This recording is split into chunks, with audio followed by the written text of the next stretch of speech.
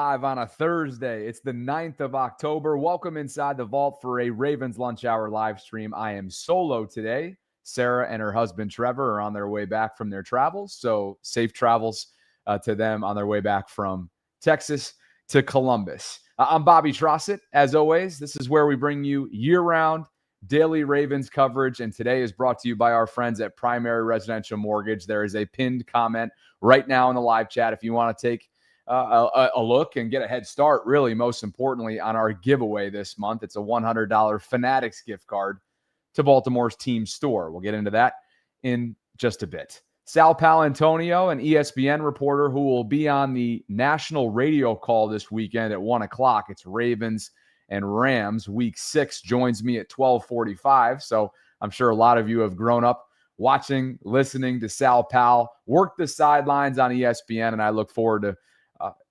bringing him inside the vault again at 12:45. If you could on the way in, like the video, subscribe to the channel if you haven't already done so. Hit that notification bell. Consider becoming a channel member or gift-giving membership today. I see Eric Hill is already at it. And we'll get to those super chats, as many as we possibly can, in just a bit. Outside of the Sal Pal interview, okay? Odafe Oweh has taken what I feel like is a parting swipe, a parting shot, you name it, at the Ravens in wake of the trade with the Chargers. Of course, he is the newest LA Charger. The Ravens get a starting safety potentially to complement Kyle Hamilton on the back end. We'll get into all that, what Odafe's comments consisted of, and my reaction to that. Is Malachi Starks in over his head? Mina Kimes thinks so. We'll share a clip from one of her recent podcasts. And Rashad Bateman has a message to the fan base. And there were many messages yesterday as this theme of accountability or lack thereof continues to infiltrate its way right into the Ravens locker room media availability. We're going to go from player to player, and I've got snippets in terms of how they're handling the accountability questions. That is the ongoing trend moving forward for this team. An injury report, the first of 3, was released late last night. I'll have my thoughts on that and a whole lot more, and off we go. Appreciate you guys for being here today. And without further ado, let's take one look back before we move forward. And that is, of course, a reminder of what went final just a couple days ago. The Ravens traded their former first-round pick, Odafe Oweh, to the Chargers for a safety, Alohi Gilman. Gilman, of course, played his college football at Notre Dame, and he began his career at the collegiate level in Annapolis at the Naval Academy prior to transferring to South Bend. So he does have some familiarity with Kyle Hamilton. I saw Kyle has posted about that. We'll see what this might mean alignment-wise. Sure seems like to me the Ravens are pulling a move that they feel like they had to make to kind of calm things down, free up Kyle Hamilton, and most importantly, maybe take some a workload off of a rookie in Malachi Starks, who's been asked to do a lot since our Darius Washington went down, of course, with that torn Achilles that he sustained in I believe it was a conditioning session prior to training camp last summer. So that's what we know. And there was some draft compensation in there as well. But essentially a player-to-player trade, right?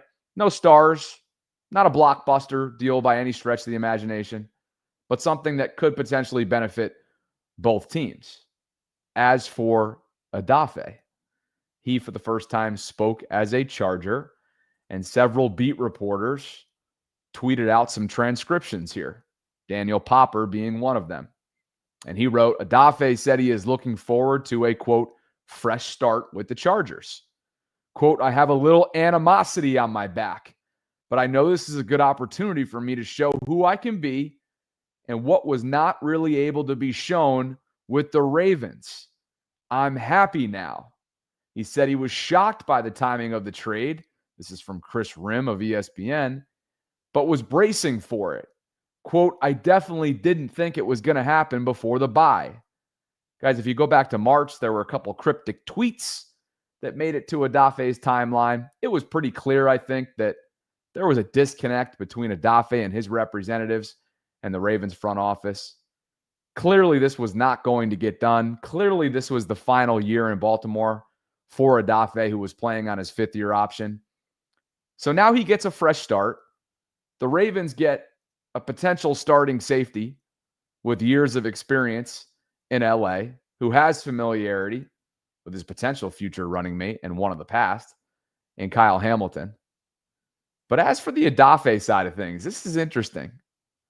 Obviously, he was struggling mightily this year in terms of sack production, certainly against the run, and even playing time. Mike Green, the Ravens' rookie second-round pick, had been out-snapping him for weeks. And Odafe, after his first double-digit sack campaign in 2024, hadn't recorded one through 5 weeks with the Ravens. He was asked about that this year. And Chris Rim transcribed it right here, as you see on the bottom of the screen. Quote, "I don't attribute it to me not having the moves, me not winning. I was winning. I know that the fact that I have a lot of pressures, that's going to translate at some point. I don't know when, but production's going to come." Guys, I don't need to tell any of you that this wasn't a highly productive player at Penn State to begin with. But the Ravens took a flyer on him anyway. And it was much more than a flyer. They used the 100. They used the 31st overall selection in the 2021 first round on Odafe. And while he showed some flashes early on, you can remember the strip sack of Patrick Mahomes in his rookie year. And there have been moments, certainly last year at times. I think you could also argue that those 10 sacks that he tallied up last year, a bit inflated. You need a little bit of context. A slew of them came within one game. And I think you could probably make the argument that given the interior presence that Nnamdi Madubuike and Travis Jones brought to Zach Orr's defensive front last year, that a lot of those 10 sacks were, again, kind of inflated. I think that number is inflated. Clearly, Odafe feels a certain type of way about his usage. I don't know if that has more to do with the scheme or perhaps what have you done for me lately in terms of what was presented to him lately the last 5 weeks. I'm sure he wasn't pleased with his snap count. But don't you get the sense that this is a player that maybe thinks a little bit more highly of himself than what he's improved or what he's shown that he's capable of? Now, since 2021, he's got a hefty amount of opportunities and reps under his belt, and yet not a lot to show for it. Now, with that said, since Terrell Suggs, since Matthew Judon, the Ravens have really struggled, mightily struggled to develop edge rushers in Baltimore. Let's be clear on that. And that's why Chuck Smith was brought here as the outside linebackers coach, a non-traditional hire with no quote-unquote traditional coaching experience under his belt at the time. Now he's revered within the pass rush community, puts on an annual pass rush summit, and is a specialist. He's a technique guy. He was a pretty darn good player himself during his days in the league. But so far, while again, the last couple of years, they've been in the upper echelon of teams in overall sacks, they've disappeared in big games in the postseason, and they have not been able to consistently develop. I'm talking about homegrown Raven development. That has not happened in Baltimore. And the days of T. Sizzle and Matthew Judon being in Baltimore are long gone. And both went elsewhere. And so while I think Odafe, when you think about his time in Baltimore, the number one thing that comes to mind for me is that it was a player that never reached his full potential. How much of that is due to what was built around him, the framework around him? I don't know. We're about to figure out. We're going to figure that out, though. And if he goes on to become an all-pro player in Los Angeles, we'll see if the Chargers extend him outside this year. Time will tell. But as far as his time in Baltimore goes, there's a reason why some of the labels were attached to him, right? No way or almost Oweh. because he left you wanting more. Here are the numbers final that I tallied up. 67 games, 25 of which were starts, 148 tackles, 103 of which were solo, 26 TFLs, 23 sacks, including 10 last year. Again, none, a goose egg through 5 weeks. 66 quarterback hits, 7 forced fumbles, 3 of which were recovered. Again, just 37% of the snaps this past weekend against the Texans. And yes, as we've discussed at length already this week, this move does free up over $7 million against the Ravens cap. And as we've also discussed, it does beg the question, what does this mean? Could still be to come if you're Eric DeCosta and this Ravens front office. But again, the one part that I kind of wanted to focus on here is that this is a parting shot at the Ravens. And now it's up to Odafe Oweh, obviously, to go prove the Ravens wrong, I guess, in a sense, and go out and ball and see if he has the opportunity to do so in Charger land. Here's Jim Harbaugh on the acquisition. To me, he's a lot like Khalil Mack, direct rusher, but has speed, has dip, has ability to set the edge. Been a very good, productive player, young player, right in the prime of his career. So those things and others. High praise there from Jim Harbaugh, comparing Odafe to Khalil Mack. Quote, to me, he's a lot like Khalil Mack. Direct rusher, has speed, has dip, has ability to set the edge. He's been a very good, productive player, young player, right in the prime of his career. I'm not denying any of that. He is in his prime. He has God-gifted traits. He is an athletic freak. Okay, but I don't think he's technique savvy enough. Almost a one-trick pony at times. And again, has really struggled in big moments in big games, much like a lot of these Ravens defensive players have in recent postseason opportunities throughout this Lamar Jackson era. We know that they struggle mightily taking away the football and do not momentum shift games nearly enough. Right? I think, again, he can show that inside move technique at times. It just does not have the ability to consistently bull rush. And that's one area where, as much as I'm quick to tout Chuck Smith for what he's brought to Baltimore as the pass rush guru, and yes, they were second in sacks league-wide last year and top 2, not 2, in 2023 under Mike McDonald, when they went on to have that trifecta season, a historic season defensively, all for naught, obviously went losing in the AFC Championship game. But I don't see enough consistency from Odafe.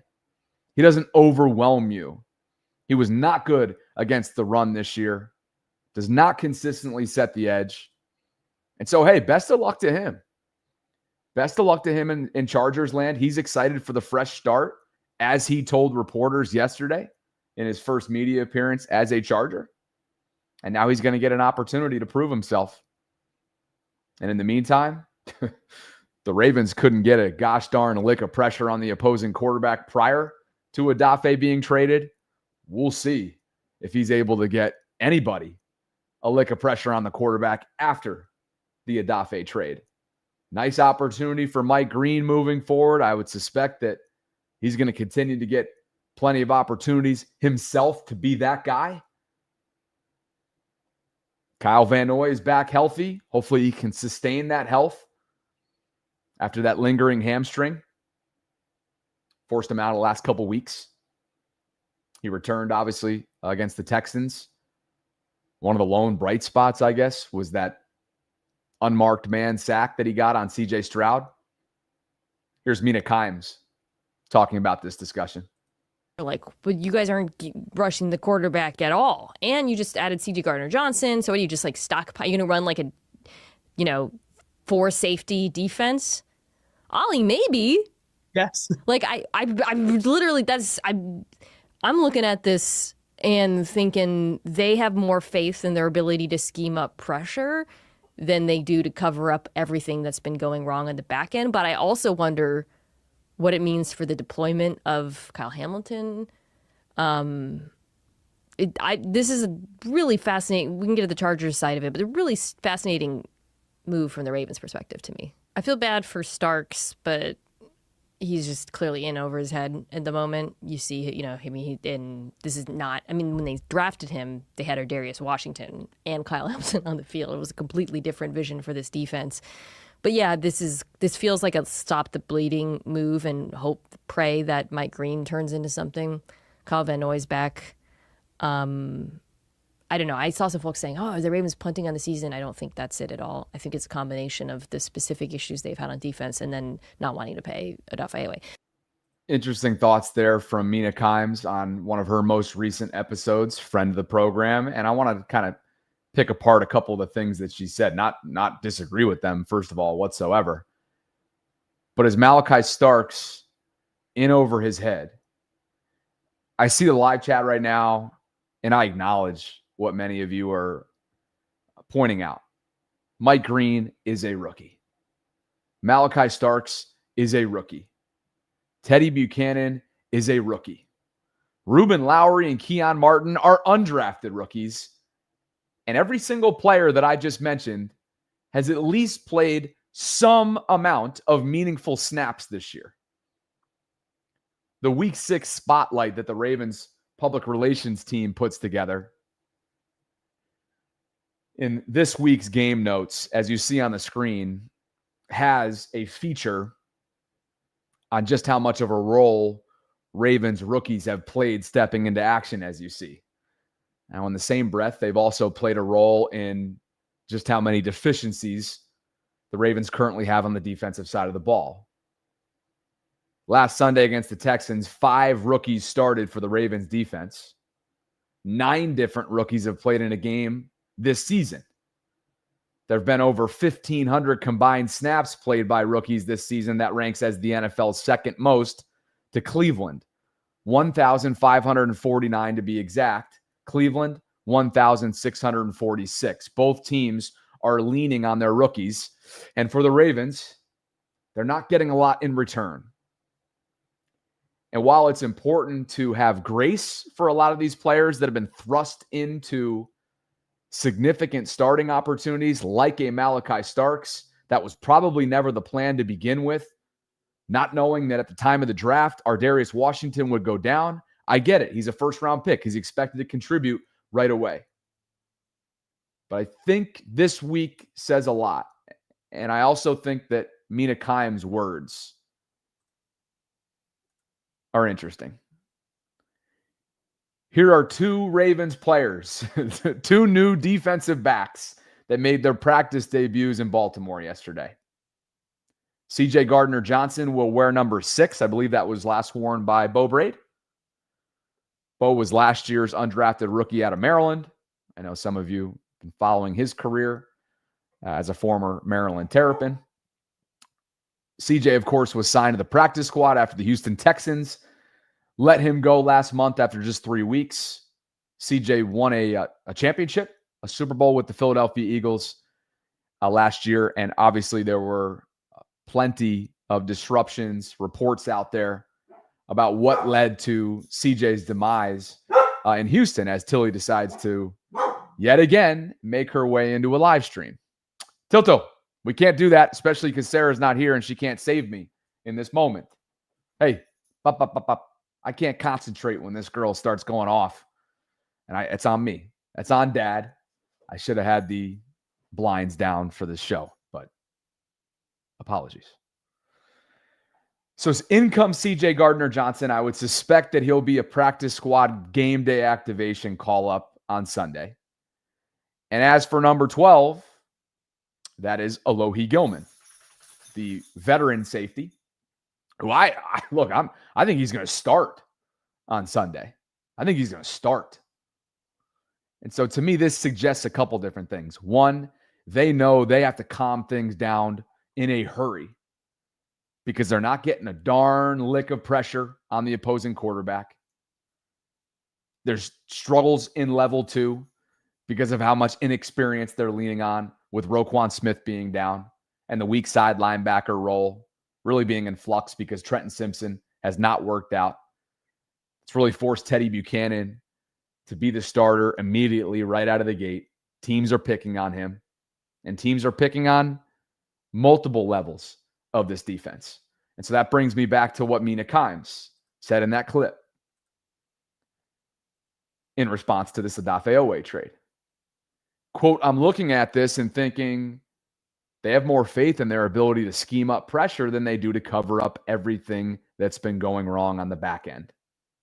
Guys, that makes me think about what Mike McDonald did so well for them from a feel standpoint as the defensive coordinator in 2023. He was able to organically scheme up pressure, simulated pressures, exotic blitzes. I'm not saying that. Now, granted, Jadeveon Clowney was on that team. He was tremendous that year in 2023. Nnamdi Madubuike had a career, really a historic season for the Ravens that year and was paid handsomely because of it. But that's what the Ravens are lacking right now. They can't get home. Certainly not with a 4-man rush, and they've been struggling with a vanilla defense. They have to blitz more. I thought Jason Smith from Huddle It Up Films had a great breakdown the other day. We brought him on yesterday, and he went in depth on how the Ravens, yes, they need to practice some of their blitz strategy more, but they also need to deploy some of their blitz strategy more. It's a must. Quote, I'm looking at this and thinking they have more faith in their ability to scheme up pressure than they do to cover up everything that's been going wrong on the back end. I feel bad for Stark, she goes on to say, but he's just clearly in over his head at the moment.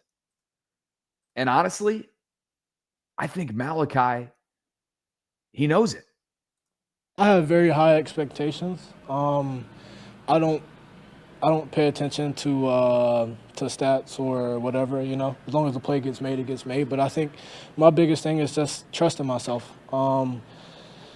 trusting what I see, trusting what I feel, and just going out there and playing and having fun. I think I'm still learning. I'm going to be learning for a long time. I mean, everybody is. But I think really just playing ball, you know, just cutting it loose. I think that's the one thing I really want to focus on is just going out there and being myself. I think at times you're being a little tentative. Is that kind of what you're getting at? Yeah. Just sometimes, like, I'll see something and, like, it'll be like a split second where I think about it, you know? Like, there is no time for that in football. Just when you see it, you go. And I think that's what I just want to get to.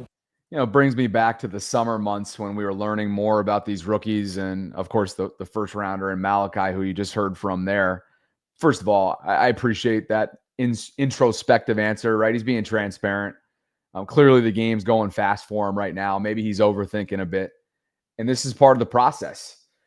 Unfortunately, he was thrust into a position that he just doesn't appear to be ready for right now. And again, that goes all the way back to the summer months, the early summer months.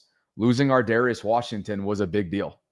And this Ravens defense, I don't need to remind you guys, categorically right now, defensively speaking, ranks among the league's worst in a number of different areas, if not the worst, like they are in scoring.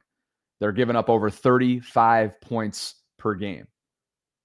They're giving up over 408 yards per game. That ranks second to last league-wide. 146.4 yards per game on the ground. That's 29th. Against the pass, they're 31st. 262.4 yards per game. On third down, they're 27th. Fourth down, they're 27th. And inside the red zone, they're allowing opposing offenses to score a touchdown 76% of the time. That's second to last. It's important to have grace for young players that are clearly still processing the game, still adapting to the level of speed that comes at the NFL level. And it is trial by error right now because they are learning on the fly. At the same time, you can have grace and understand that moves have to be made. It's a results-driven business, and the Ravens are reeling right now. The season is hanging on by a thread. And while I did not feel like piggybacking off of Mina Kimes' thoughts, I don't believe that so far this week's moves suggest the Ravens are punting. I don't believe they've become sellers yet. But they're trying to patch this thing together before it gets too late. And so expect Odafe Oweh to play a key role on the back end of this secondary right away come Sunday against the Rams. And if he can go and Kyle Hamilton return to practice, we're going to get to that in just a bit for a full injury report. Expect Kyle Hamilton to play more like he did in 2023. Right? The Mr. Flexibility himself showing off that versatility and bringing more variety to his usage. From an alignment standpoint, I would also suspect that C.J. Gardner-Johnson will be brought up from the practice squad. Can it get any worse than what it's been? I don't think so. And hopefully the Ravens aren't done here. We've talked about that a couple of times so far this week. Brian McFarland, along those lines, gave a salary cap status update and tweeted this out as of October 8th. And you see his tweet on the top-hand side of this graphic. Now that the Odafe Oweh and Alohi Gilman deal is complete, the Ravens are now $14 million and change under the cap, with a caveat here, assuming they didn't eat any of Oweh's salary as part of the deal. Don't believe I've seen any reports on that. Have you guys? Some of that will need to be reserved for weekly practice squad elevations and future injuries, but they've got flexibility for another move, and he leaves the door open here with that apostrophe, or excuse me, the parentheses, plural, potentially moves plural. Guys, do you have a dream scenario out there? Who's got a dream scenario ahead of the deadline, which is under a month away, November 4th? Is it Kayvon Thibodeau with the New York Giants? Is it his teammate Dexter Lawrence? Is it Quinnen Williams on the other side of Meadowlands Stadium? Or MetLife Stadium in the Meadowlands with the Giants? Is it Jeffrey Simmons in Tennessee? Max Crosby I'm seeing into the live chat. I don't think so. I know that's a draw. Okay, I got to check myself. I did say dream scenarios. Sometimes dreams don't end up being realistic. And I don't believe Max Crosby is all that realistic, unfortunately, even though the Raiders are going nowhere fast. So this is your current cap outlook, courtesy of friend of the program, Brian McFarland. That closes topic number one. Clearly, Odafe has some thoughts about his time in Baltimore. Clearly, he was frustrated with his role. And now we wait and see. Will he end up proving himself right? That remains to be seen. Ravens get a player that could help them right away on the back end. Chargers struggling in the pass rush category right now. Khalil Mack struggling with injuries. They get a player potentially they're going to allow to cut loose right away. Draft compensation wasn't all that memorable. And now we move. And I move on to my next topic, which is showing a little bit of love to this episode's sponsor, my friends at Primary Residential Mortgage. And we're a few weeks removed now from the Fed finally cutting rates. And if you're wondering what that might mean for you, just listen to this. Lower Fed rates can create new opportunities in home buying, but timing is everything. A PRMI loan officer can break down exactly how this move could impact your buying power, your mortgage options, and your path to home ownership. So don't wait.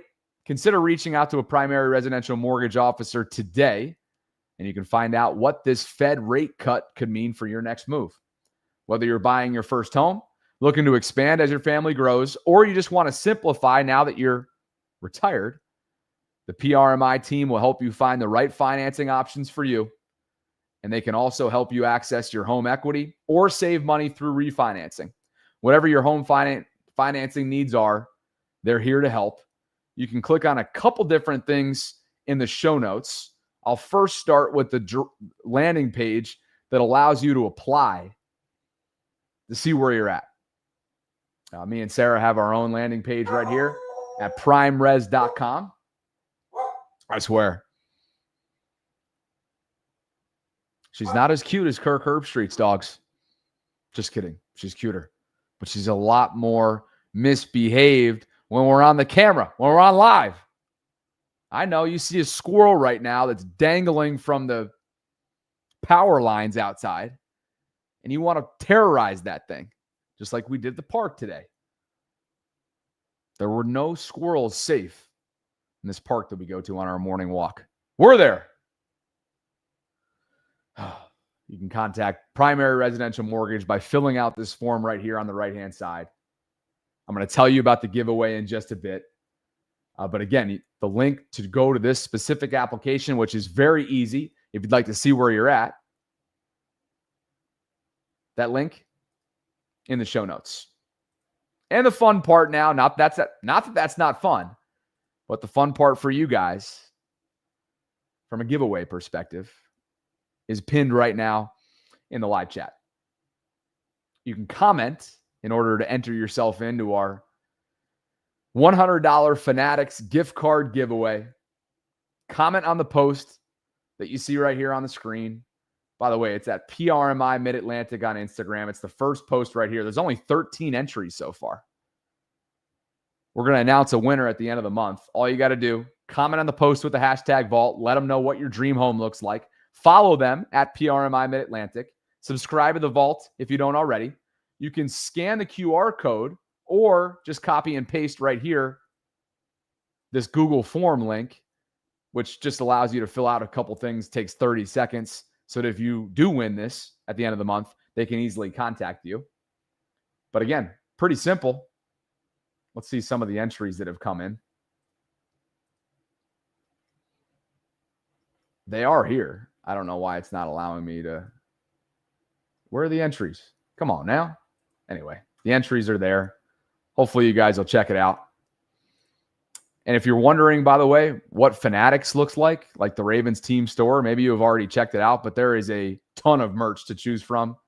Jerseys, hoodies, other t-shirts, long sleeves. What on earth is this? A Ravens Santa Claus inflatable crazy sports fan? Okay. Yeah, it's got it all. These are filthy right here. These salute to service hoodies. So there's a lot going on right now. And I want to say thanks to Fanatics. Thanks to Primary Residential Mortgage. And thanks to you guys for listening. Over 1,100 concurrents at the moment across all platforms. Sarah and her husband are traveling back from Dallas right now. So wish them well. You can tweet at her to say hello. She'll be back with me tomorrow. We'll talk more about Ravens-Rams. Sal Paolantonio from ESPN. This interview could be subject to change because I know he's driving, and I'll have to check my phone here in a second. But Sal Paolantonio from ESPN is scheduled to join me in about 7 minutes from right now. So I look forward to that.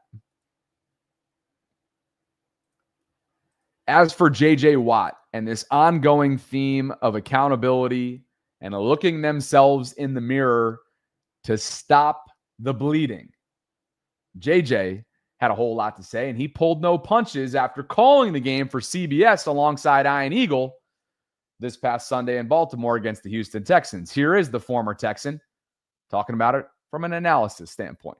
Oh, for sure. I've played in that stadium a few times. Texans, that's their first ever win there.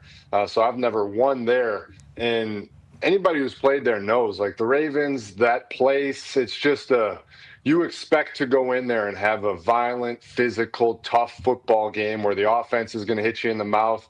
The defense is going to play strong ball. The crowd's going to be good. And I was saying in our pregame a little bit, even day games kind of feel like night games there just because of the black and the purple and the defense and just the aura of the place.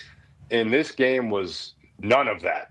This game, after about halftime, maybe a little later, but not even, felt like a preseason game. And the fourth quarter really felt like a preseason game. And the Ravens are depleted on injuries. There is zero question about that. They have a ton of injuries all over. I think almost half of their salary cap was on the bench for this game.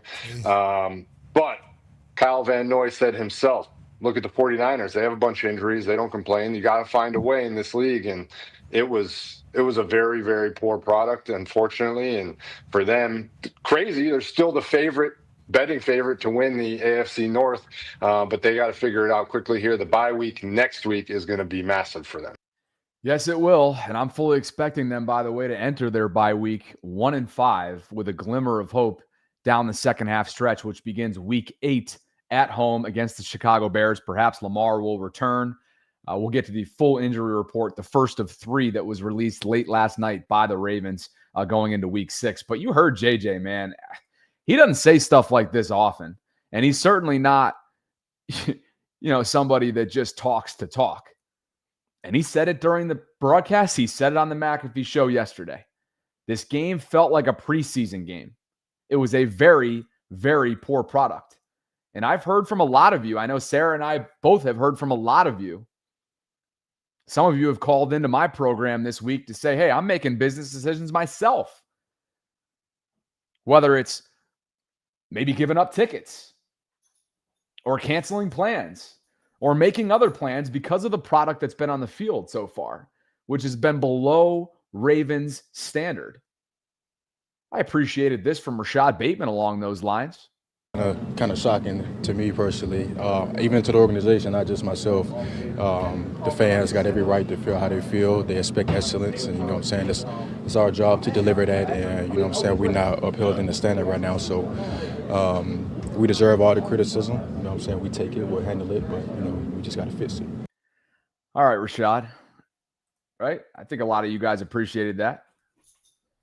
Rashad obviously probably hasn't been thrilled with his slow start to the season, and did clarify that, or I should say, did apologize for his role in what became Cooper Rush's third interception on Sunday against the Texans. Clearly pulled up on his route. We'd seen that before between Lamar and Rashad and kind of chalked it up to a disconnect in the vertical passing attack, the deep ball game that they struggled with up until last year. First time in a long time, though, that we'd seen this from Rashad that clearly looked as in real time as a give up. Now, Rashad, he defended himself while also apologizing. Ball, it wasn't there. I looked down. I thought he threw it away, and it was too late by the time trying to catch up to the ball. So I apologize for what it looked like to the fans, but it wasn't a give up on the ball. If anything, I wanted a little more, so, to help this team win games and to whatnot. So, I just got to keep running. Look, it's so insignificant in terms of the ultimate outcome of the game that I hate to harp on it. But given that this team continues to be questioned from a, not character standpoint, but from effort, physicality, right? Things that have been afterthoughts or givens over the years when it comes to what you're guaranteed to have at the least from a Raven way perspective, it just begged the question, like, what's up? Like, why did you pull up mid-route? Yeah, the game was over, garbage time, but you appreciate him apologizing. And bigger than that, you appreciate how he handled the state of where this team is right now. Quote, all of this is kind of shocking to me personally, even to the organization, not just myself. The fans got every right to feel how they feel. They expect excellence, and it's our job to deliver that. And we're not upholding the standard right now. We deserve all the criticism. We'll take it. We'll handle it. But we just got to fix it. Maybe some of you are thinking a far cry from Kyle Hamilton calling us spoiled a couple weeks back. But look, I think a lot of those comments were overblown. Everybody's entitled to feeling a certain type of way, especially when your hard-earned money is being spent on something that, what's the return? Well, M&T Bank Stadium and the Ravens flock fan base showed you that they're not satisfied with the return on investment or lack thereof because they're not showing up. I think I saw a report that 15,000 seats were empty at the start of the game, meaning 15,000 chose to do something else on Sunday for Ravens Texans. Is that number going to grow this upcoming weekend? And gosh, if it goes in a similar direction, given the talent that comes in from an offensive standpoint, how capable Sean McVay and Matthew Stafford and Puka Nacua and Kyron Williams and Devontae Adams are of picking apart this Zach Orr defense, there's going to be more bottom line decisions made. And if you're Steve Bisciotti, that's a tough pill to swallow. I'm realizing that I totally forgot to get to Super Chats. I apologize. So let's make sure we do this right now. Eric Hill writes, in case no one tells you today they love you, just know that I do. Make sure to have at minimum 2 points of egress in case of emergency. Egress? 2 points of egress? Is that going over my head? Egress?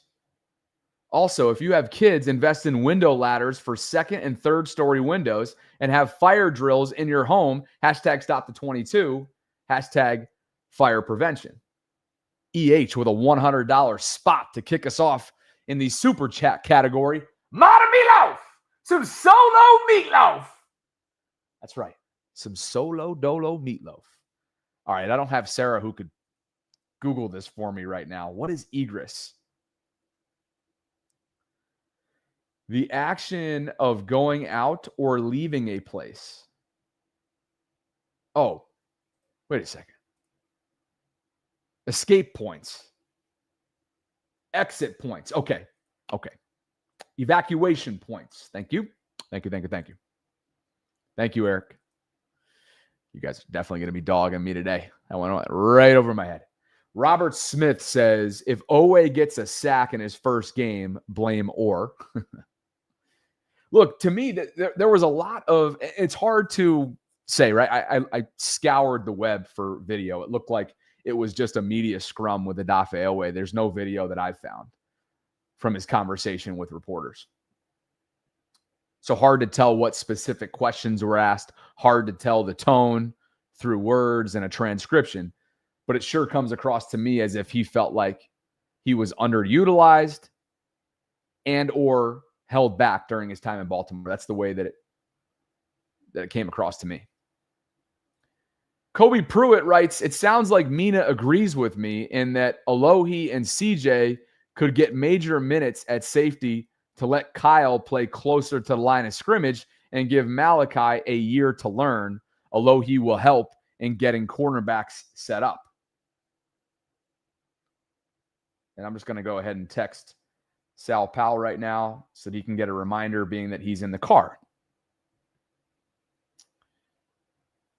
KP, I'm with you, man. I'm with you. I think these guys, CJ's going to get called up right away.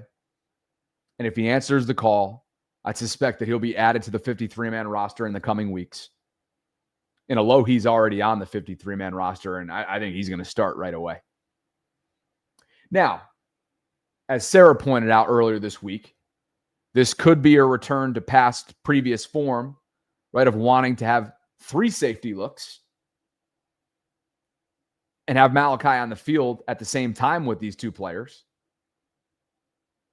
But then again, maybe that 3 is Kyle Hamilton, Alohi, and CJ. But most importantly, their presence is, yes, it's going to allow Kyle to get back to doing what he does best. Dreams writes, I sure hope this slump isn't some stupid way of them not peaking too early, shaking my head. And Oweh talking like he averages Micah's sack numbers each year, shaking my head. 5 in 2021, 3 in 2022, 5 in 2023, 10 in 2024, and in 5 games so far in 2025, 0, 23 over the 5 years combined, and we had those numbers up. And I tend to agree with you.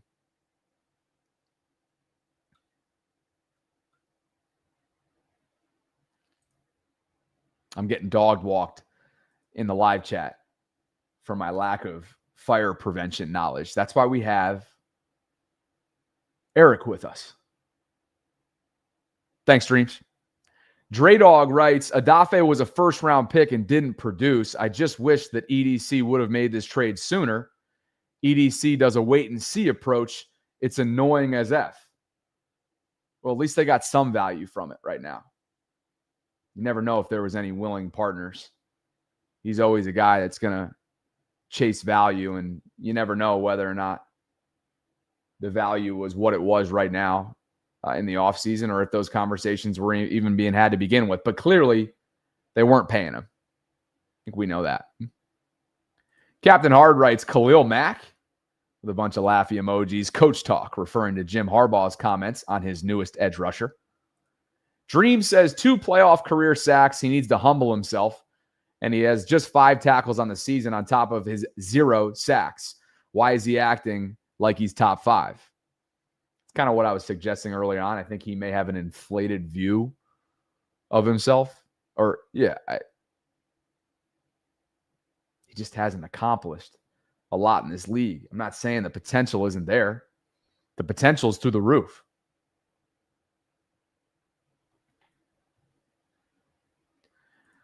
Coopman35 says it's hard for rushers in this Harbs/Orr system. Kobe writes, Khalil Mack, more like Khalil Jr. Bacon Cheeseburger. Everybody having some fun reaction to Jim Harbaugh's comments, building up his newest player. Captain Hard writes, the sad part about the coaching staff is destroying these rookies' confidence. The front office/staff is really delusional on the scheme and talent that we have. Kobe also writes, I hope EDC knows we're not one defensive lineman away from getting pressure. We need someone who can push the pocket and someone who can get pressure up the middle with Nnamdi Hurt. Kayvon Thibodeau and Quinnen Williams would fit. Yeah, they're not one player away. I totally agree. They're not a Roquan Smith away like they were in 2022 from turning it around, right? Not a chance. By the way, the timing of everything yesterday was interesting, or maybe 2 days ago now. As soon as, or right around the time that the trade came down, I saw Yannick Ngakoue, former Raven. He's become a little bit of a journeyman, but I saw him tweet. He must be a free agent right now because he tweeted out, ready to rush. Can he still rush? Kobe says Kayvon on a rookie deal is a must and gives you room to splurge on a bigger name. He's been playing some good football for the New York Football Giants. Macta, what's up, Macta? Have a blessed day, everyone, and may Jesus take the wheel on our Ravens. They're going to need him to. Thanks, Macta. Macta Mahari. Marty has become our newest channel member here inside the vault. Appreciate you, Marty. Welcome to official VAULTRON status. Kobe Pruitt writes, Bobby, as a property attorney, I'll help out on your sponsor and say it's a great time to buy a house. There are a ton of first-time There are a ton of first-time home buyer programs. Okay, KP, I didn't know you were a property attorney. I like it. Primary residential mortgage. Yeah. You can learn more by visiting the show notes. Take advantage of that. The interest cuts. The rate cut. And again, that $100 giveaway and the gift card from Fanatics is out there for the taking this October. Thanks for weighing in on that, KP. I love learning about what you guys do, by the way, outside of your Voltron statuses. Nick Marty says Simmons and sign Wilkins and sign Jedrick Wills. Is it Jedrick Wills or Jedrick Willis? I think it's Jedrick Wills, right?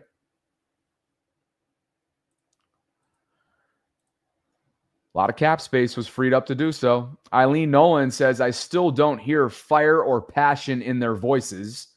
And that brings us back to what we were discussing a couple minutes ago before I cut to Super Chats. How is this Ravens locker room handling the continued questions surrounding accountability, surrounding messaging? You heard Rashad Bateman's thoughts. You heard from Malachi Starks in terms of his self-evaluation. Here's more from Malachi. Oweh after the game Sunday, so talked about accountability, and everyone's got to be accountable. Who on the defensive side is, with the injuries and so forth, who's taking charge of that within the defensive? But who among players is leading right now? Yeah, I think the biggest thing, and he was right, accountability is huge, but it starts like within yourself. Like, you can't take accountability until you look yourself in the mirror. And I think a lot of guys are doing that. And it's kind of coming as one, like, for instance, Van Noy, he's a really big voice in that room. He's an older guy. He's been in the league for a long time. Like, he knows what he's doing. Like, a lot of guys who are that voice, like, they're doing it, but everybody has to start with their self first, because you can't, like, it's hard to do something, like tell somebody to do something and like you're not where you're supposed to be as well, So it's really looking yourself in the mirror and figuring that out first and then taking accountability as a team. Acting like a pro, a young pro. The self-evaluation that I shared from a couple minutes ago, I thought was one, accurate, and two, what a consummate professional does. Malachi is learning. He deserves grace. They have help on the way. I suspect that his workload will start to decrease a little bit. They're going to bring in Alohi to calm things down. It's going to free up Kyle. Perhaps CJ Gardner-Johnson takes the reins as well and proves that whatever happened in Houston can be put behind him. It's a fresh start in Baltimore. Granted, what team would you rather be a part of right now?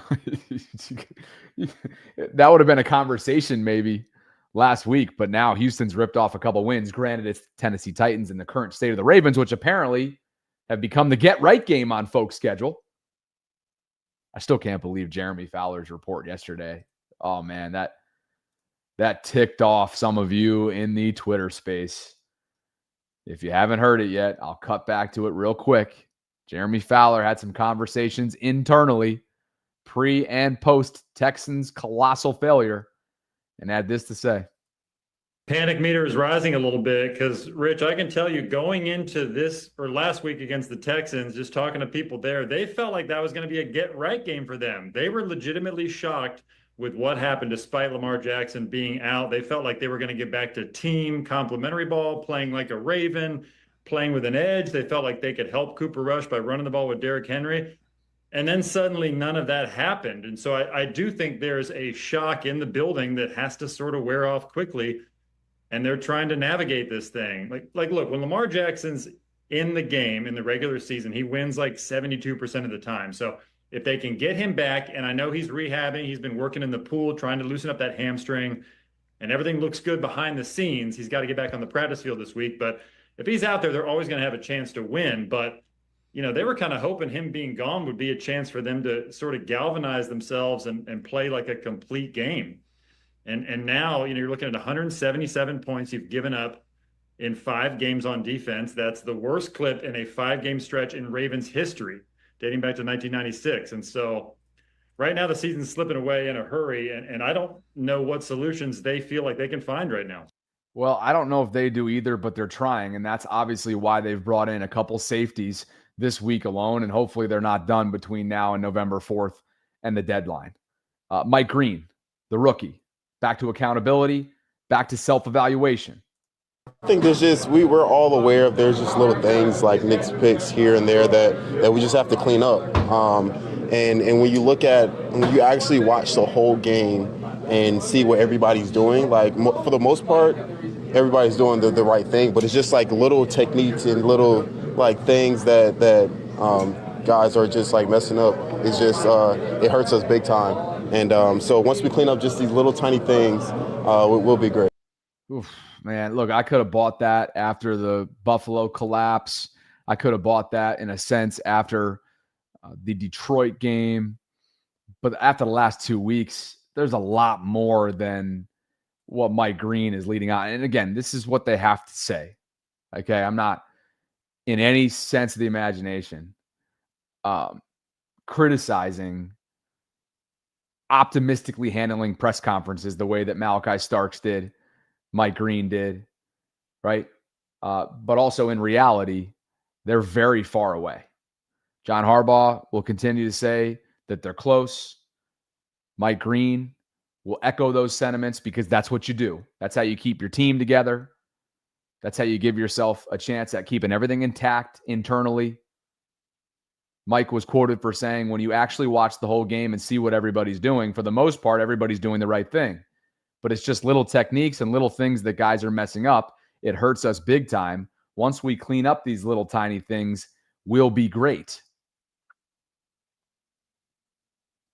Tiny things? I don't think you rank where you do, statistically speaking, in several different categories as a defense collectively if it's tiny things. I already had the slide up earlier on. This is the worst defense in football, guys. Listen to Field Yates talk about what Houston did to him. For the Ravens against the Rams this weekend? Very concerned. This Rams team, which, by the way, lost in very disappointing fashion last Thursday night, is going to come to Baltimore extremely disappointed after their defeat against the 49ers. I'm concerned because the offense had really no answers last week. Of course, the defense had zero answers. I thought that maybe last week the way that the Texans would approach the Ravens offense is we're going to stack the box and make Cooper Rush beat us with his arm. Believe it or not, they actually saw the Ravens did a lower percentage of stacked box runs for Derrick Henry than in the 5 or 4 weeks leading up to the first full game without Lamar Jackson. Like, they basically just said, you're just not good enough right now, even with Derrick Henry running the football between the tackles. They're really, really threatened by you. If you're looking for a confidence builder right now, Dan, it's your offense faces the Ravens defense or your defense faces the Ravens offense. Obviously, the Texans are a great, great defense. They're number one in points per game allowed so far this year. But because of the injury attrition, I just don't see it against this Rams team this weekend. I don't either. We'll go through our predictions and get into the whole Rams-Ravens chatter coming up tomorrow. And I know I just set that clip up talking about the defense, and Field took it in a different direction from an offensive standpoint, which just gives you an idea of where this team is at right now in all phases. Quote, you're just not good enough, even with Derrick Henry running the football between the tackles. Well, Jason, I know you're mixing it up right now in the live chat. Shout out Jason from Huddle It Up Films. Looks like we're going to have to turn our attention to our next film breakdown next week in the bye related to some offensive film study. We talked about the blitz. We talked about this defense earlier this week. I don't even know where to turn our attention to because there are so many different holes right now that the Ravens have to quickly fill should they want to keep this thing above water. Not even with Derrick Henry running between the tackles are you good enough. That's what they're talking about on the national level right now. So again, to wrap up this accountability discussion, Mike is saying and doing all the right things. Malachi Starks saying and doing all the right things. Most rookies are. But when it comes to the results, it hasn't been good enough. And that's why the Ravens have made the moves that they have this week, whether you want to call it desperate, necessary, or somewhere in between, or both. That's what the Ravens have chosen to do this week. And I saw a super chat a couple minutes ago that I was like, I got to pull this up right here from Captain Hart. CJ Gardner-Johnson and Alohi Gilman should start. It's not debatable. That from Captain. How can I possibly debate that? I agree with you. And I think they will this upcoming weekend. I think Alohi definitely will. CJ's going to play. And play a lot, I would think. Big Jordan 51 writes, trade Marlin, get some picks. Trade Ronnie while both stocks is high. Move Falala to left tackle. Final test. If he fails, cut him. Start Ben Cleveland. Bench Voorhees. What? Okay, hold on a second. Should we unpack this as a group? This is a wild super chat right here. Okay. Big Jordan 51 says, trade Marlin. Get some picks. Trade Ronnie while both of their stocks are high. Move Falala to left tackle. The final test. If he fails, cut him. And start Ben Cleveland. Bench Andrew Voorhees. Oh, wait a second here.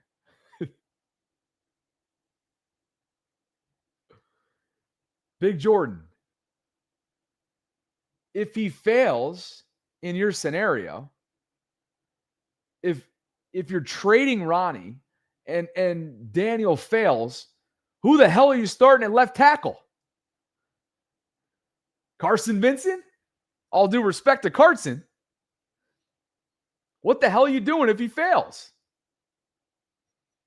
Emory Jones, I guess just ramp him up. Hey, Emory, you know what? I know you're a few months removed from your soldier procedure, the labor and procedure that shut you down all summer long. But hey, by the way, yeah, you're starting left tackle as we potentially rip off wins and try and keep the season alive. You're Lamar Jackson's blindside protector. Actually, matter of fact, let's go back to the rotation. Jason, you with me? Let's go back to the rotation last year.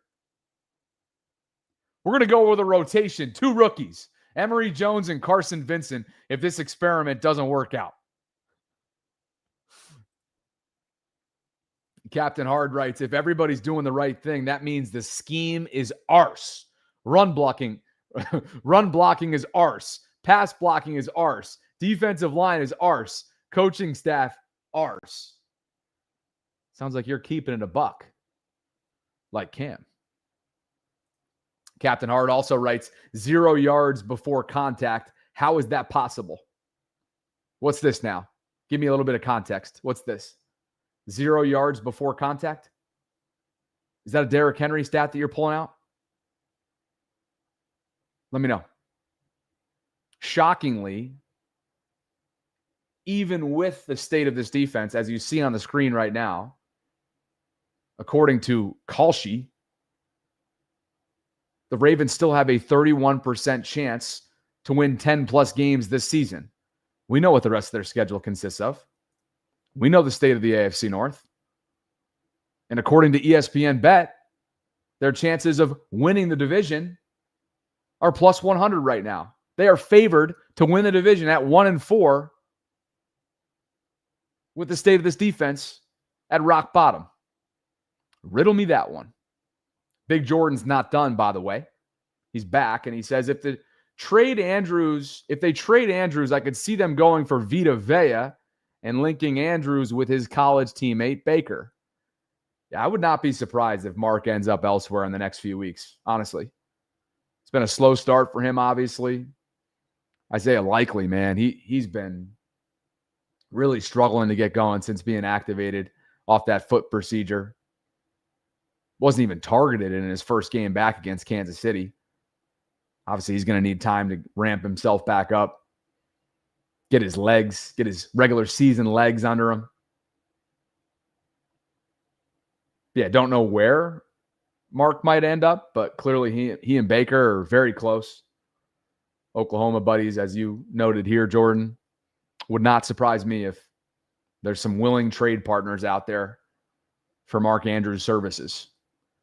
Nathan Manifold, speaking of trades and Mark Andrews, Nathan is saying, hey, Kayvon Thibodeau for Andrews plus a pick swap. He's got a 5th-year option left, does Kayvon. And Jackson Dart needs a stud tight end. Then go get Simmons for a 4th or a 5th, meaning Jeffrey Simmons in Tennessee, I think, is what you're referring to here. Jackson needs help, and he needs help quick because his main man, Malik Neighbors, has a brutal injury the other day on that MetLife turf. Thanks, Nathan. Eric, if you're listening, Nathan has himself a proposal. I kind of like that, by the way. Kayvon's a heck of a player.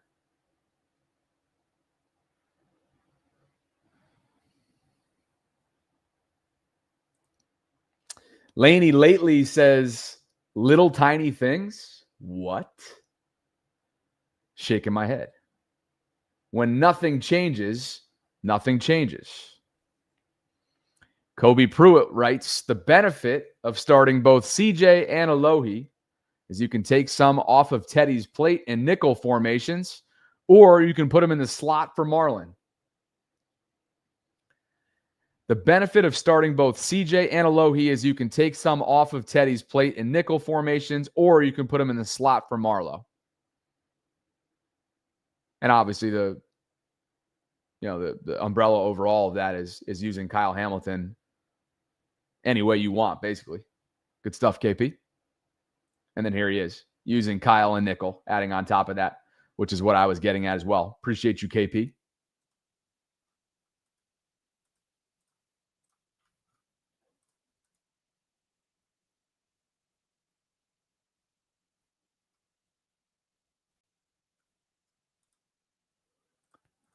The injury report came out so late last night. So late. I don't even know what time it was, but I think I was like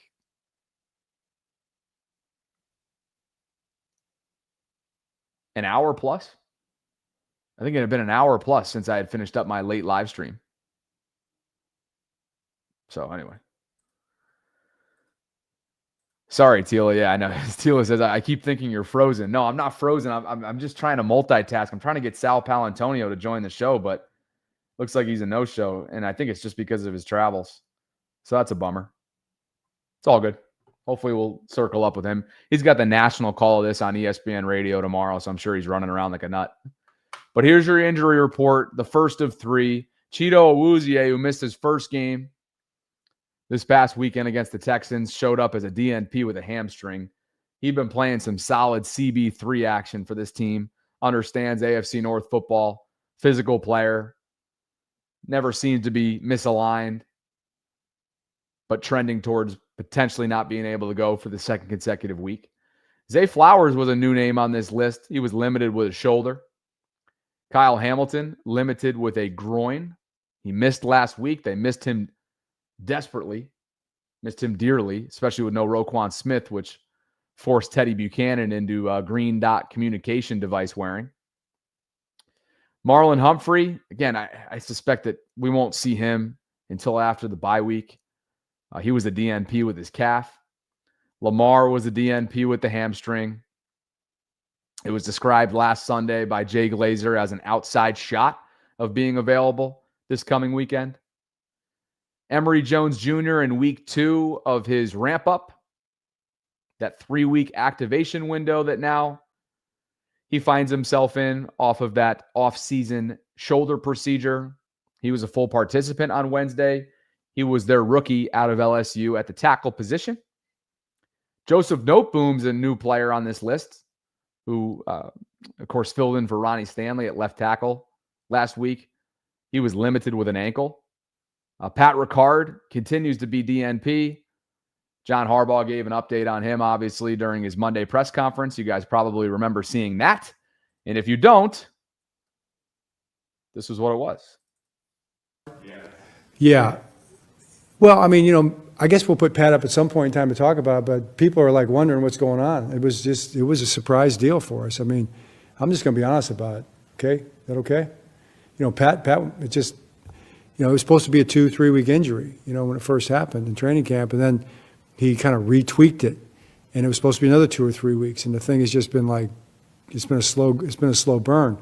If we'd have known it was going to be this, we'd have put him on our, the first week, and we'd have had another roster spot. So it's just, nobody's more frustrated than Pat. And that's been a tough one, so we're looking at that. We're looking at that to be, the Bears game. I mean, that's the one I'm hoping for Pat. I'm hoping for the Bears game. He is too, to put it out there. We'll see if he makes it or not, If he makes it, that'd be great. If he doesn't make it, then whoever we play after the Bears, it'll be that game. That'll be what we'll be shooting for. So Pat's a part of it. It's definitely a factor. That's a bummer. That's a bummer that week 8 is the new timeline for Pat Ricard, who I don't think he's practiced since mid-August at this point. DNP to start off the week. Don't expect to see him until post-bye. Roger Rosengarten is a new name on this list. With a knee, he was limited. Roquan Smith, hamstring DNP. Won't see him until after the bye. Ronnie Stanley with an ankle, he was limited. And Devontae Walker, that oblique that popped up within the last week or so, he was limited. I want to say that happened on special teams in Kansas City. So he was limited with that oblique. And this is your injury report. So Tyler Linderbaum is off it. Kyle Hamilton practiced. He was limited. Hopefully he'll be good to go. But you see a lot of DNPs here. And it begs the question, will they have enough firepower to compete with the hungry Los Angeles Rams? And that is exactly what they will come in as, hungry and maybe even desperate in their own way, because they're coming off that Thursday night football loss, which will end up being 10 days ago when we get there, to the San Francisco 49ers, Kyle Shanahan and Mac Jones. Yet this offense is firing on all cylinders. Puka Nacua, what a stud he's become in his early years in this league. 52 receptions, the most through 5 games in NFL history. And you see what they're doing, statistically speaking, from an offensive standpoint. They're the second overall ranked unit league-wide, putting up over 400 yards of offense per game through 5 weeks. On the ground, over 112. Pedestrian, 21st league-wide. But Kyron Williams is a downhill runner. He coughed up the football. I was watching that Thursday night game. But Kyron's a stud. If he can hold on to the football, they're going to be able to gash this Ravens run defense. They're the second overall ranked passing unit. The future Hall of Famer Matthew Stafford still playing at a high level. 289.6 yards per game through the air.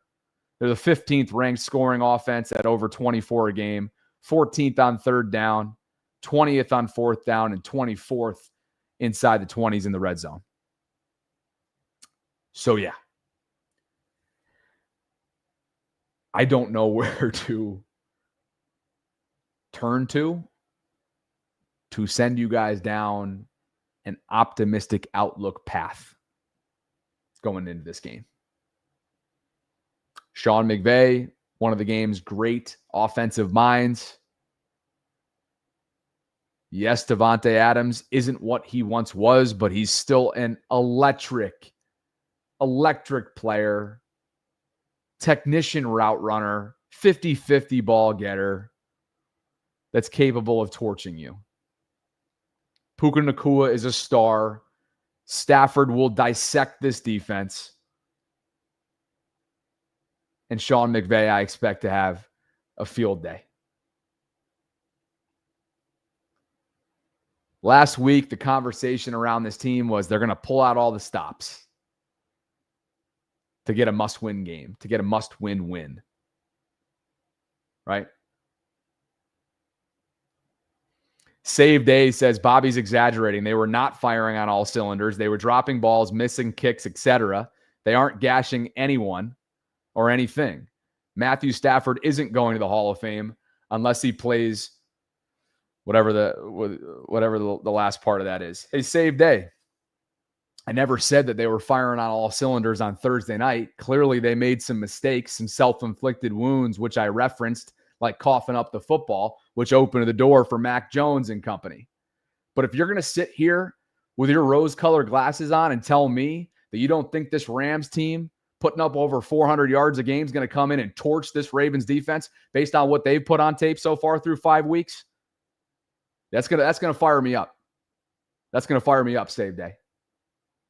What do you have to believe that even with the self-inflicted wounds that they plagued themselves with on Thursday Night Football a week ago, what have you been given to believe that the state of this Ravens defense is going to be able to stop that offense? Is there evidence out there that I'm missing, Save Day? Because if there is, I'd love it.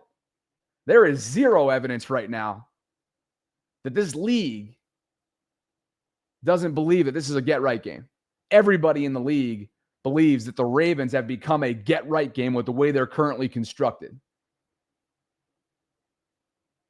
So self-inflicted wounds are not.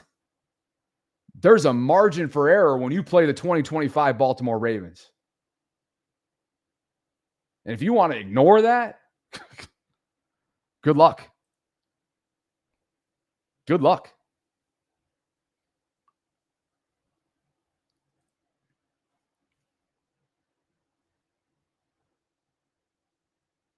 Kobe Pruitt with a super chat writes, MetLife Field is the best defender in the National Football League. It's been a lot of soft tissue issues with that turf.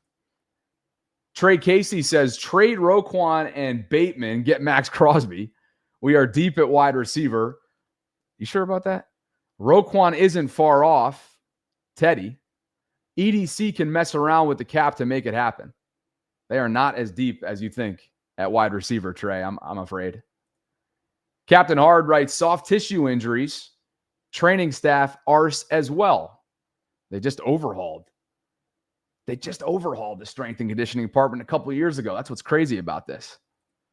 Tyler Dixon says, I'm in no way a professional football coach, but we need to keep Teddy out of coverages and keep him up towards the line more. He's looked awful in coverage.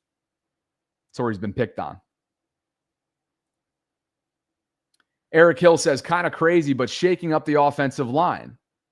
Bring your tackles in as they seem to be solid on the offensive line. If you can get the guard spots solid, it will give Lamar more time. Try it at practice and see if it works. Man, as much as you want change right now, it's honestly like, as much as change is necessary really in all three phases with this organization right now, there are some cases outside of a trade where you ask yourself like, well, what's the change? Are you going to go start Ben Cleveland in place of Andrew Voorhees or Fa'alele and expect different results or better results? Are you going to throw Emory Jones in at guard who didn't have one rep of off-season opportunities under his belt as a rookie? There's not a lot of areas that they can turn to. You're going to use Corey Bullock. Great story, former undrafted rookie. Like, what are the obvious changes that you can turn to from an offensive line standpoint? They're not that obvious. That's what's unfortunate. Now, on the defensive side of the ball, I think it's pretty clear what's happening. I think Malachi Starks, they're going to take some off his plate. You're going to ask a lot of a veteran in Alohi Gilman on the back end. You're going to give CJ Gardner-Johnson, I would think, every opportunity to show that whatever happened in Houston this year is a fluke. You're going to use Kyle Hamilton more freely. You're going to give Mike Green more opportunities now that Odafe Oweh has been traded. And then hopefully the elephant in the room actually comes to fruition, which is obviously using some of that money that you just freed up to go get a guy, or plural, for your defensive front.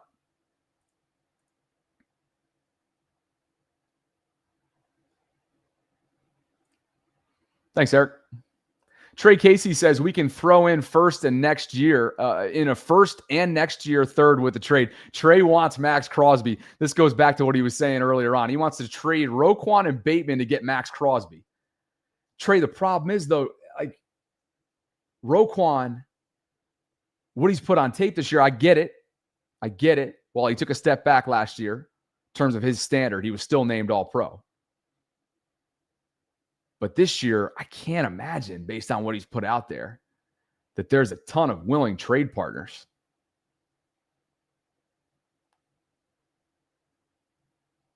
Trade Roquan and Bateman for Max Crosby, and then Trey, on top of this proposal, is adding in a first and next year's third. Oh, boy. Kobe writes, if the Rams don't score 30, the NFL should investigate irregular betting activity in Vegas.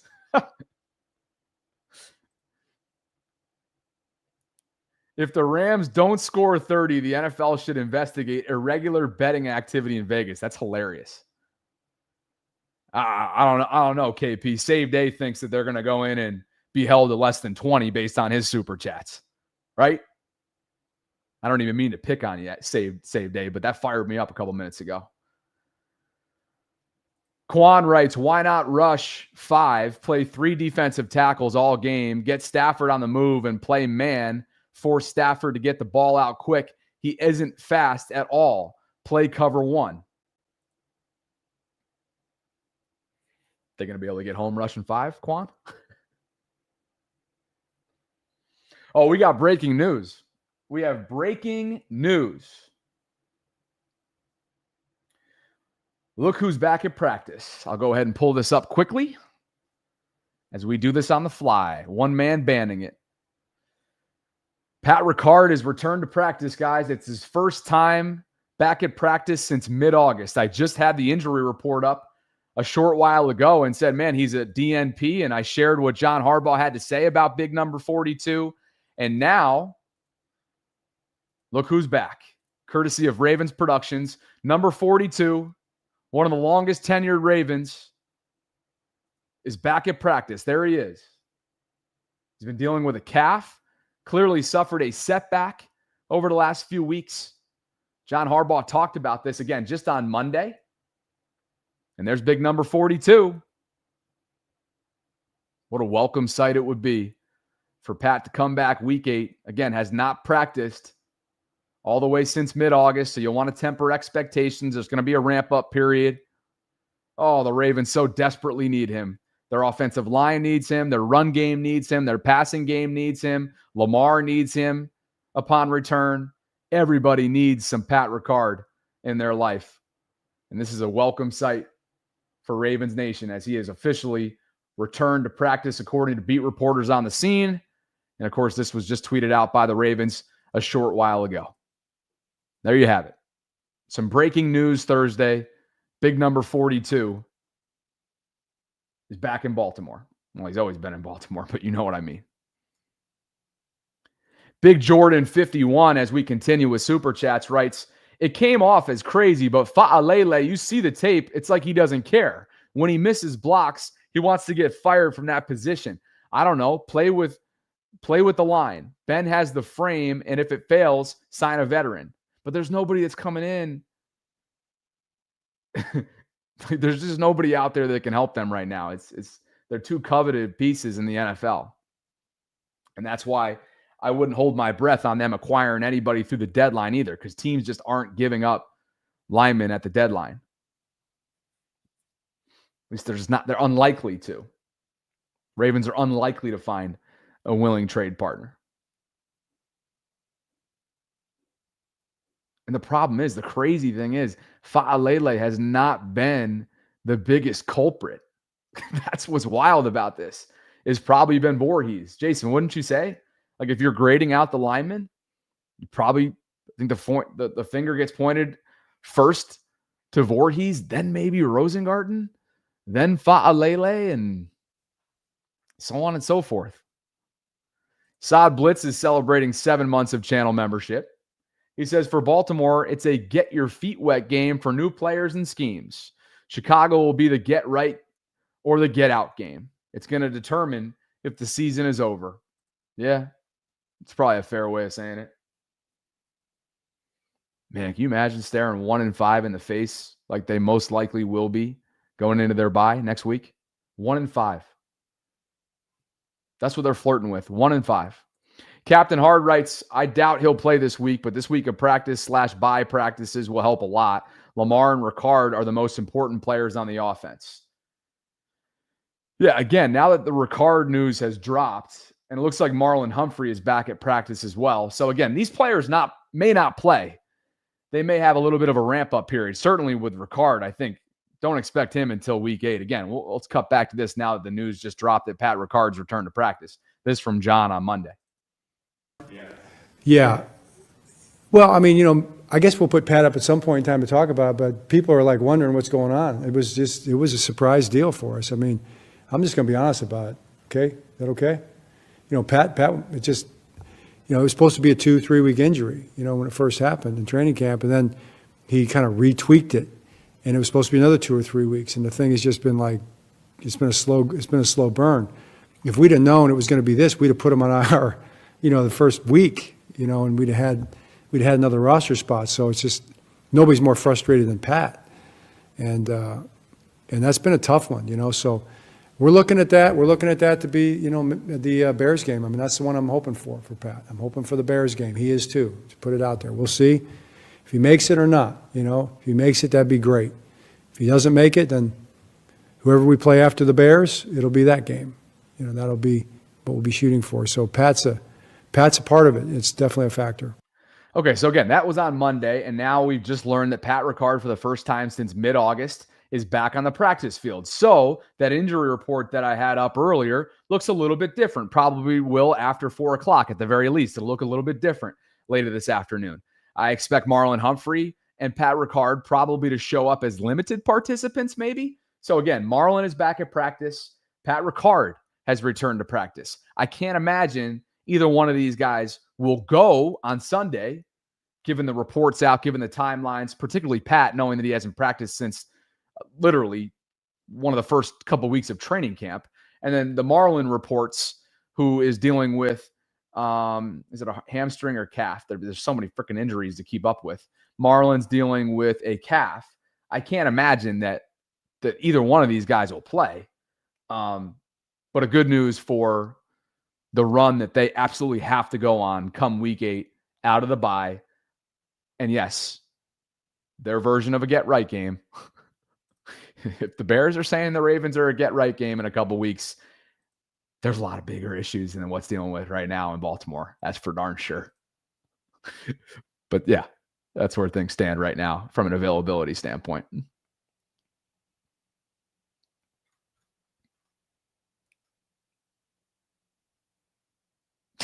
Save Day is back. He hasn't gotten enough of me. Save Day says Bobby should hush. Desperate times call for desperate measures. They will probably play. Oh, Save Day, you're really something. You know that? Save Day thinks that Pat Ricard, despite what John Harbaugh said on Monday, despite not practicing since August 9th, is going to play on Sunday. Yeah, throw him out there, Save Day. Let's see what you get out of Pat Ricard. No risk attached to that. Let's throw him out there. Why the heck not, right? And you know what? While we're at it, Marlon, the reports are you won't see him for weeks. Dealing with a calf. DNP yesterday. Really important player for them. Despite the controversy, really important player for them. Need him desperately down the stretch. Let's throw him out there. Let's throw him out there against the Rams without Lamar Jackson. They're not winning this game without Lamar. They're not winning this game, period. But let's throw these guys out. You know what? Let's do desperate times call for desperate measures. Not saying it's not desperate right now. Let's throw these guys out there. What could possibly happen? Right? Throw them out there. What the heck, right?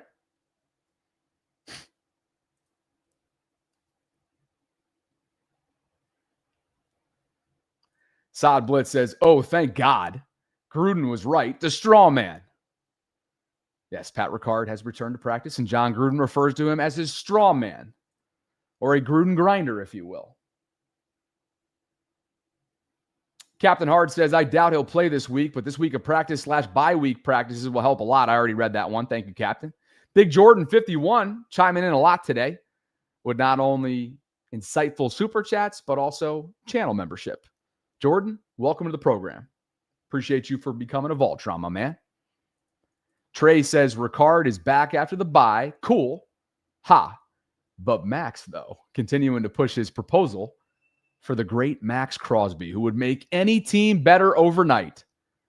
Man, you know what's funny? We keep saying there's not one player that will fix this defensive front, that will fix this Ravens defense. The exception might be Max Crosby. He's that good. He is unbelievably good. You talk about skilled up. You talk about relentless.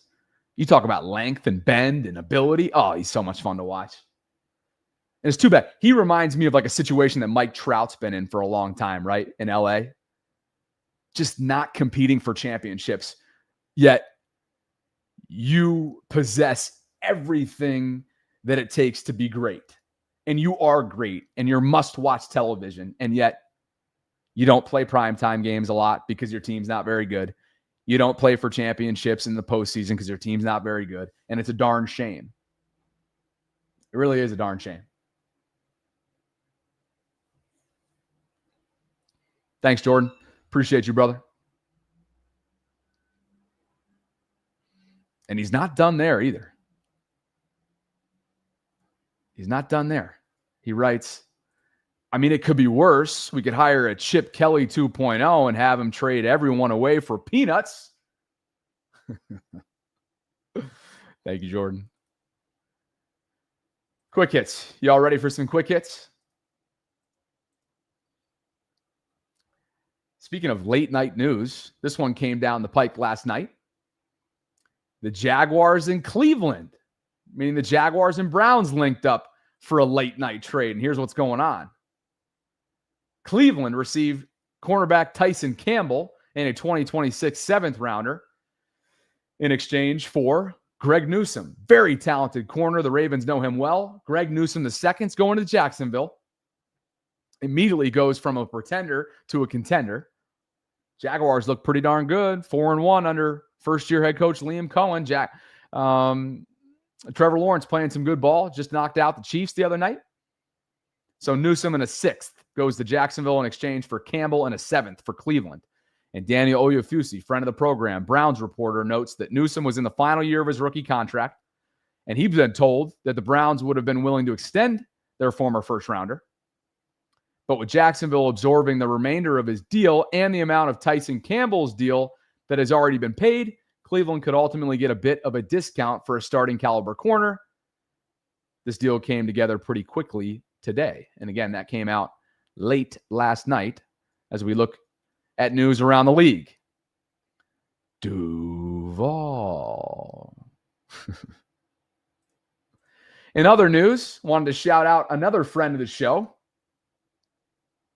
And speaking of the Jacksonville Jaguars, they have signed Kadir Ismail, the former Ravens tight end, a converted tight end, I should say, from wide receiver, which he played in college, to their practice squad. So Kadir's career continues. The grind rolls on. What is Q? What do you always say? Earned, not given. Earned, but not given. Something like that. I think that's one of your phrases. Congratulations. Love to watch this all play out through his father's eyes. Kadri was the one that quote tweeted it, which allowed it to come up in my timeline. And let's not overlook the fact that practice squad players, when you get signed, it's a great living, man. That's a great way of living. You can live a darn good life hopping from practice squad to practice squad. For Kadir's sake, I hope he makes it up to the 53-man roster, gets an opportunity in this league. But the grind rolls on. I just wanted to say shout out to Kadir, my man. Congratulations. I also wanted to share some news here from Ravens Rob on X at EliteRob2914 is where you can find this specific tweet. Again, Lamar is not at practice today. Cheeto Awuzie missing in action. Roquan Smith and Ben Cleveland is a new name on that list. So again, just reacting to some breaking reports on attendance from the beat reporter community. Roquan, Cheeto, Lamar, and Ben are missing in action, while Ricard and Marlowe returned. Okay? So we'll learn more when the injury reports drop later this afternoon. But no Lamar, no Roquan, no Cheeto, and Ben Cleveland is missing. That's a new name. So we'll continue to follow that. And we will continue to follow the life of a man. Oh, man, he was beloved in Baltimore and will always be. There is a candle light vigil for Captain Defense, Wes Henson, coming up on Friday from 6 to 7 o'clock outside the bank on the Ravens Walk. And Rob noted this, that it's been organized by Flockman88. Again, this is Captain Defense.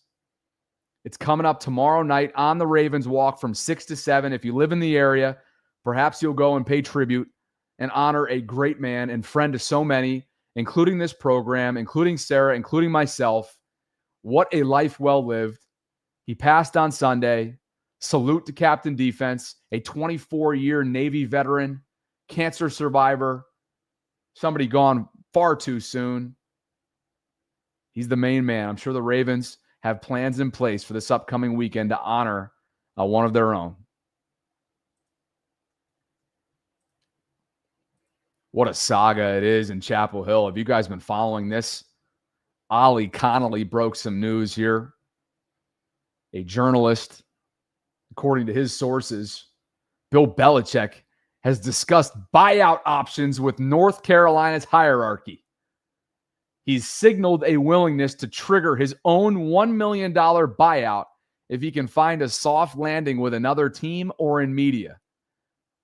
According to Ollie's sources, Bill's communication with his staff in the past 2 weeks has been described as, quote, weird and, quote, distant by multiple members of the coaching staff.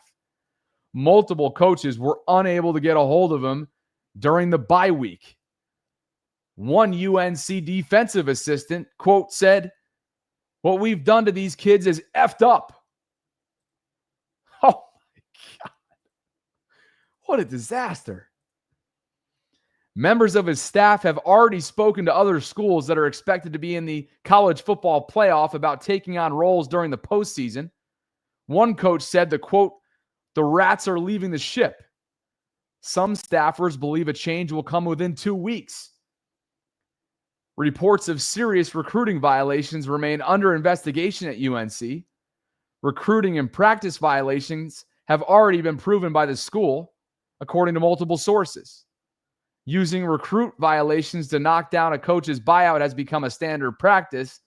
If Belichick cannot find a landing spot to trigger his own buyout, he's expected to accept a greatly reduced, compromised rate. Guys, this got so loud last night. The program released a statement. Damage control and then some. Quote, "I'm fully committed to UNC football and the program we're building here."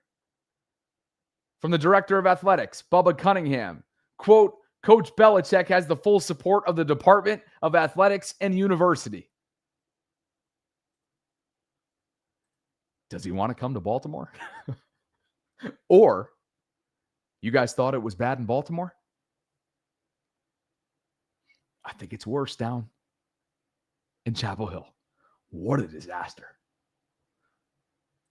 And you thought the distractions came from his 24-year-old girlfriend? Whew. Sod Blitz 34 says Roquan, Marlowe, and Ronnie are untradeable. Differed salary and void years means they would be a bigger cap hit if traded. It would cost money, not save it. Thank you, Sod. Captain says Bill Belichick is T-Pain sprung. I mean, you talk about, this is just the tip of the iceberg, I feel like, to come out of this program right now. Whoo, boy. And you talk about a legacy hit, man. You thought it was bad with life after Tom Brady in New England? He could have had it great with his media career. He was doing everything last year, including those McAfee show hits, which humanized him more, much like they have with Nick Saban.